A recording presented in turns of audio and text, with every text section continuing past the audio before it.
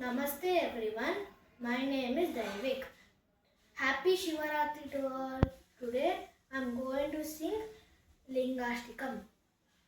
Brahma Murari Surachitalingam Nirmada Bhashita Shobhitalingam Janmaja Dukkha Vinashakalingam Tat Pranamami Sada Shivalingam Devamuniplavarachithalingam Kamadahana Karunakaralingam Ravanadarpa Vinashanalingam Tat Pranamami Sada Shivalingam Swarga Sugandha Sudepitalingam Buddhi Vivardhana Karanalingam Siddhasurasurabandhitalingam Tat Pranamami Sada